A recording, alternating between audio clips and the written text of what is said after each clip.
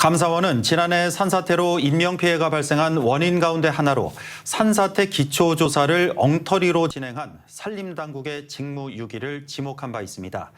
그런데 감사원 감사 결과 산사태 기초조사뿐 아니라 사방사업 역시 엉터리 투성이었습니다. 산사태 취약지역에 우선 배정돼야 할 사방사업 예산이 엉뚱하게도 예산 집행률을 기준으로 배정되면서 공사가 시급한 취약지가 후순위로 밀려났는데 지난해 부부의 목숨을 앗아간 봉화 춘향 학산마을도 여기에 포함된 걸로 확인됐습니다. 이도훈 기자입니다.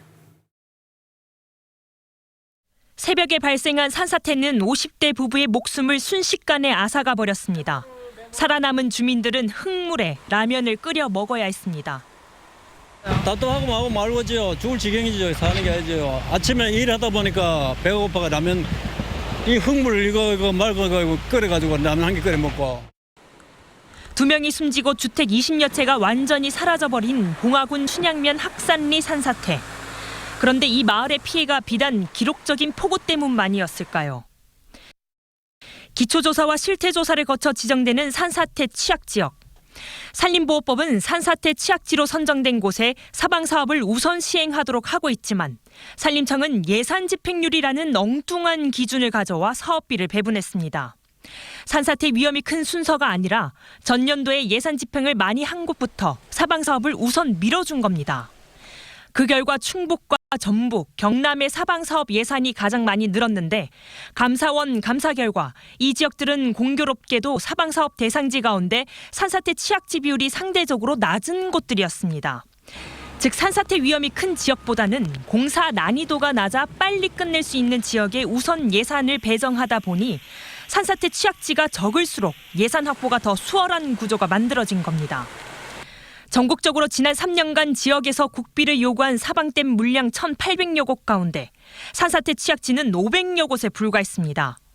결국 지난해 산사태가 발생하기 6개월 전까지 사방사업이 끝난 산사태 취약지역은 전국 2만 7천여 곳 가운데 약 4분의 1, 7,008곳 뿐이었던 겁니다.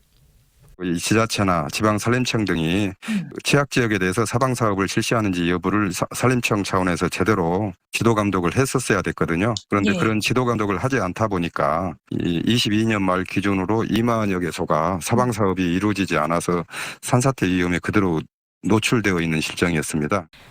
감사원 감사 결과 지난해 산사태로 부부 2명의 목숨을 앗아간 봉화군 춘향면 학산리 역시 그렇게 사각지대에 방치됐던 산사태 취약지역 중 한 곳이었습니다.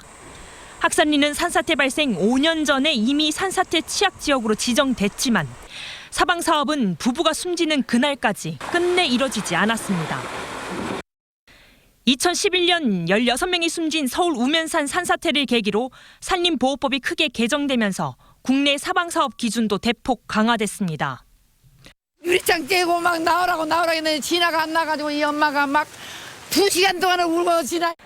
하지만 정작 산림당국의 안일한 사업 운영과 사실상 방치된 취약지역 관리로 인해 안타까운 희생이 반복된 건 아닌지 산림당국의 진지한 성찰과 반성이 필요해 보입니다. MBC 뉴스 이도훈입니다.